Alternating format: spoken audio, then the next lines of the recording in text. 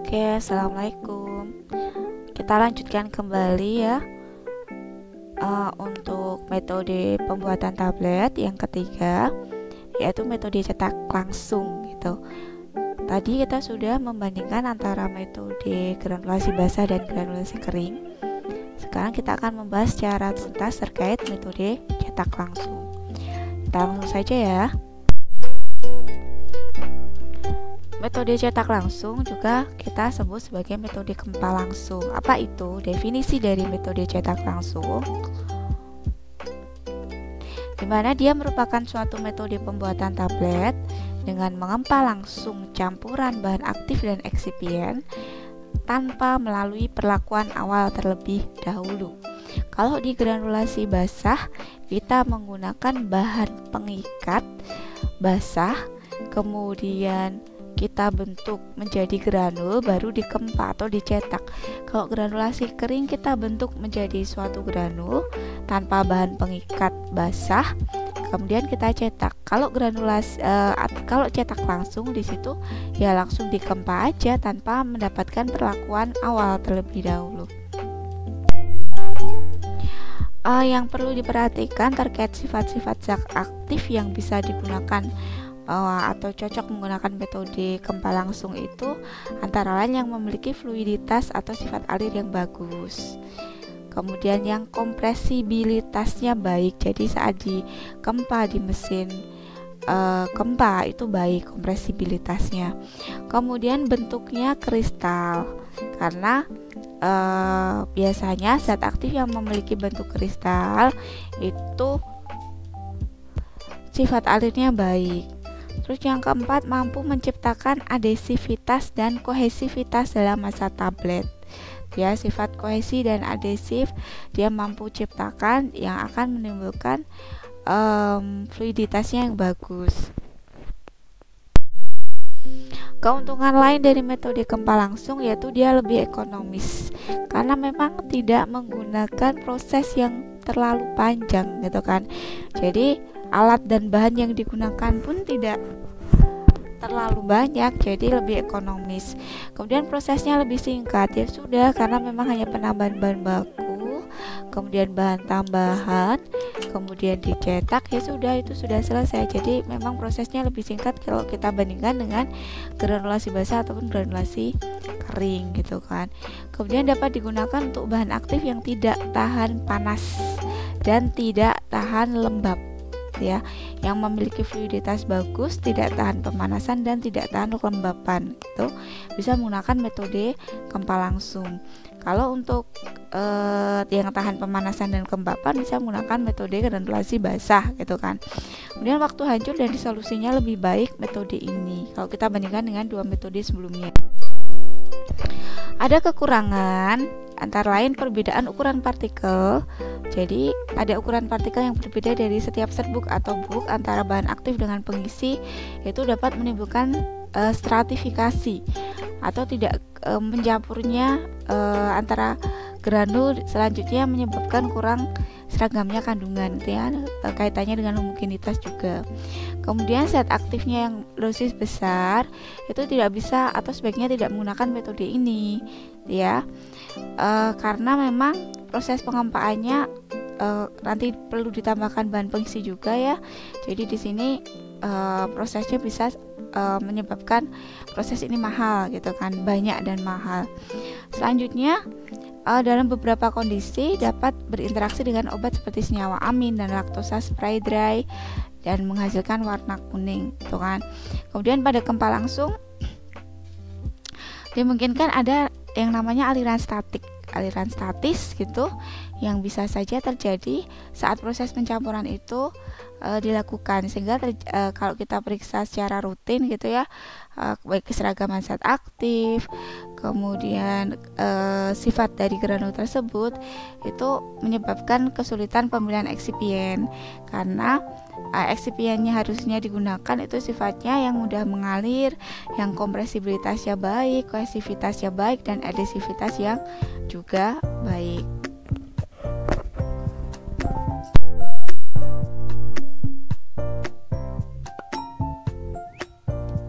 Peranan zat aktif dalam metode ini biasanya dalam dosis yang rendah, biasanya kurang dari 50 mg, dimana dia kalau menggunakan metode cetak langsung itu harus menggunakan pemilihan peralatan dan eksipien yang tepat gitu ya.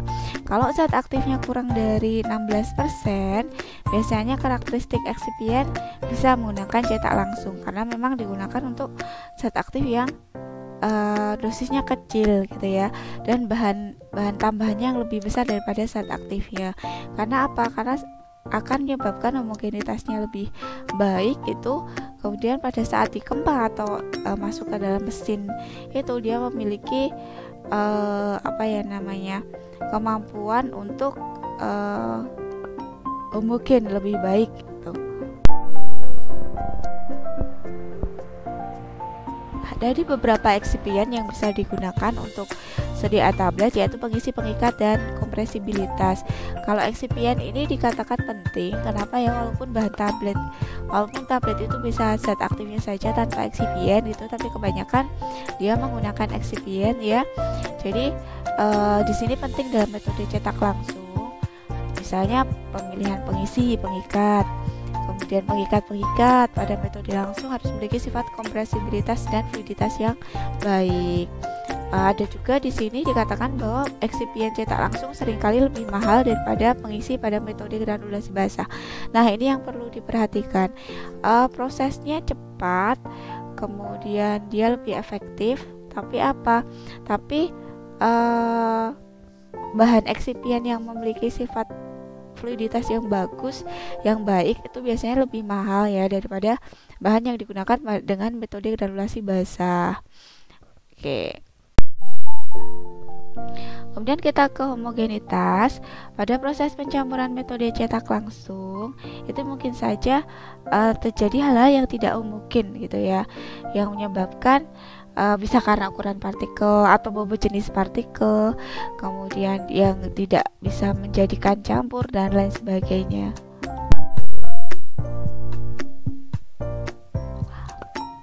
Jadi sini ada peranan lubrikan gitu ya. Pemberian lubrikan pada metode ini itu ternyata lebih susah daripada lubrikasi granulasi. Kenapa?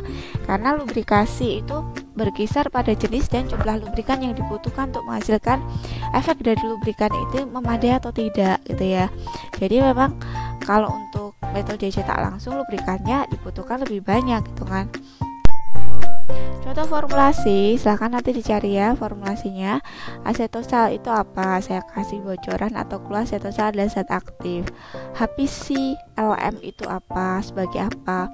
LHPC LH itu sebagai apa? Magnesium stearat sebagai apa? Talek sebagai apa? Dan lain sebagainya. Silahkan dicari untuk tugas hari ini. Dicari, ditulis tangan saja, dicari asetosal fungsinya untuk apa, PCLM untuk apa, LHPC LH untuk apa, nanti kemudian diupload di Google Formulir seperti biasa.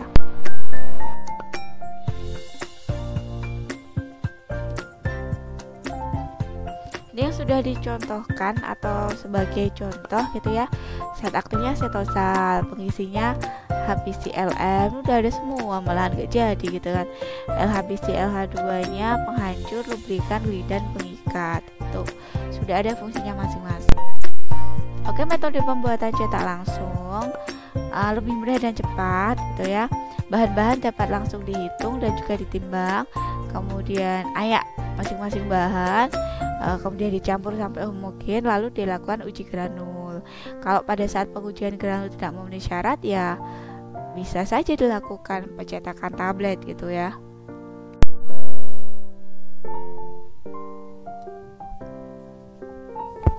Ada beberapa hal yang harus diperhatikan dalam pembuatan tablet, yaitu zat aktif. Kenapa? Karena pada proses cetak langsung itu kita lihat apakah zat aktif yang digunakan itu, kalau zat aktifnya ini kita campur dengan tambahan lain, akan terjadi perubahan warna atau tidak, akan terjadi perubahan mekanisme produksi, mekanisme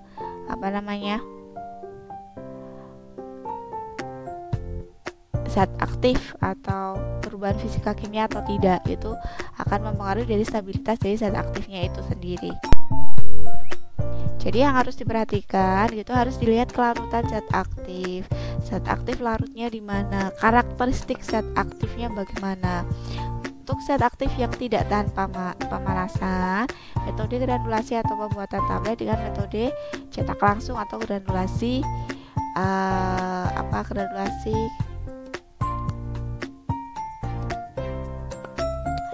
kering gitu kan. Kemudian untuk zat aktif yang higroskopis atau mudah lembab itu sebaiknya tidak membuat tablet dengan metode granulasi basah karena masa cetak terjadi sulit untuk dikeringkan, ya ada alasannya. Kemudian selanjutnya zat aktif dengan bobot jenis tinggi. Zat aktif yang halus dengan aliran baik dibuat dengan metode cetak langsung. Oke. Penanganan ekstrak pada pembuatan tablet untuk ekstrak kental dilakukan dulu dalam etanan 70%, kemudian dikeringkan dengan sakarum laktis. Oke, vitamin C juga bisa digunakan. Kering medam kalsium pantonetat dan lainnya tidak dapat memukau seperti tidak dapat memakai mucilago amili gitu kan. Kemudian untuk paracetamol, ester kloromfenikol itu merupakan zat yang hidrofоб. Perlu ditambahkan twin 80% atau saponin 5% gitu ya, sedikit aja untuk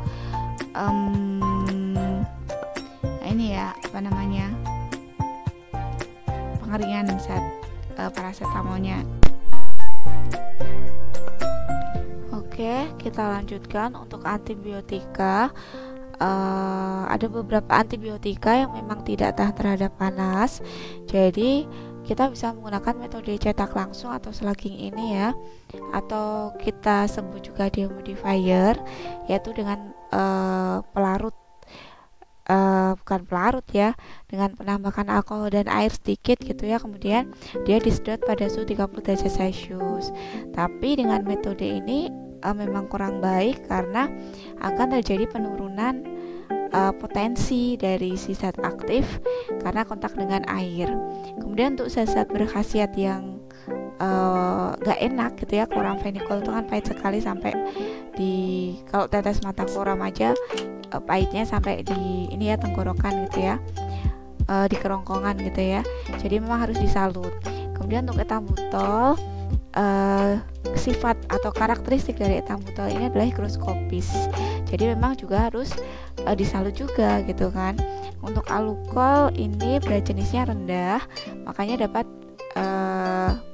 untuk alukol yang berat jenis tinggi untuk tablet, kalau dia tablet berat jenisnya tinggi, kalau berat jenis rendah itu bisa digunakan suspensi gitu kan. Kemudian untuk B12 pada pembuatan dengan metode cetak langsung itu harus dihaluskan terlebih dahulu. Kemudian untuk pemilihan zat aktif, bahan tambahan atau zat aktif yang bisa digunakan, itu harus diketahui apakah dapat dicampur dengan zat aktif lain atau dapat dicampur dengan bahan tambahan lain, karena seharusnya tidak menimbulkan efek, tidak terjadi interaksi antara bahan tambahan dan juga eksipiennya itu. Kalau terjadi interaksi itu bisa menyebabkan efek samping yang tidak diinginkan, walaupun efek sampingnya rendah gitu kan, sebaik mungkin kita mencegah gitu kan. Oke, beberapa hal yang perlu diketahui gitu, mucilago amili itu pengikat, PVP juga, amilum, MG stearat, explotab itu juga digunakan sebagai pengikat itu. Di sini sudah diterangkan terkait proses atau kegunaan dari masing-masing bahan pengikat ini gitu ya, dan apa saja yang boleh dilakukan terhadap bahan pengikat ini dan juga tidak, silahkan dibaca di slide ini. Termasuk aerosil gitu ya, yang ditambahkan tidak boleh lebih dari 3% karena voluminus gitu, dan sehingga dia menyerap air, sehingga tablet ini bisa mengeras dan menjadi batu, akan menyebabkan waktu hancurnya lebih lama. Kemudian untuk gliserin atau PEG itu 1-4% ya. Penambahan masing-masing bahan untuk tujuan gliserin mencegah kehilangan air, kalau twin di situ untuk mencegah komposisi yang digunakan menolak air, sehingga perlu penambahan twin agar tablet tidak pecah. Nah, untuk Avicel starch ini sudah ada definisinya, juga ada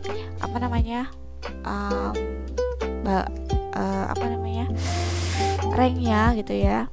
Jadi Explotab, kemudian Pharmacot, starch, Avicel, silahkan dilihat di slide-nya untuk dipahami. Perbandingan bobot jenis dan jumlah fans yang digunakan gitu ya. Jadi perbandingan bobot jenis genset aktif dengan pembawa jika terlalu jauh, hendaknya jumlah fan ini sesedikit mungkin gitu ya. Dan jumlahnya ini bisa ditambahkan pada masa cetak maksimal hanya 30% dari bobot tablet termasuk dari fase luar. Idealnya sih 15%, tapi sampai 30% boleh gitu ya. Jika lebih besar akan menyusahkan pada pencetakan tablet, yaitu terjadi capping tuh. Bobot tablet itu kalau dia terlalu tinggi atau bervariasi maka bisa disebabkan karena distribusi pada alat cetaknya atau pada hoppernya itu mengalami proses getaran, sehingga saat melakukan proses pencetakan itu kita harus proses lagi gitu kan, ya karena di sini ini ya ada getaran, dia aliran granul yang kurang baik, distribusi partikel tidak normal, jadi tidak mungkin gitu ya. Kemudian lubrikannya kurang sehingga alirannya jelek. Perlu diketahui salah satu fungsi lubrikan itu memang untuk memperbaiki sifat. Kemudian dalam evaluasi waktu hancur tablet, kita bisa meninjau dari mekanisme waktu hancurnya, surfaktan yang digunakan, disintegrator yang lebih baik itu bisa kita lihat. Nah, hasil pencetakan tablet ini dapat dilihat beberapa macam bentuk dari pencetakan tablet. Nomor 1 itu ada lingkaran gitu ya, ada kaplet juga. 2 itu macam-macam gitu ya bentuk kaplet, ada yang nomor 3 gitu ya, warnanya juga bermacam-macam. Oke, selanjutnya ada bentuk tablet belah ketupat, segi 6, segi 5, bentuk bulat telur, bentuk kotak dan lain sebagainya.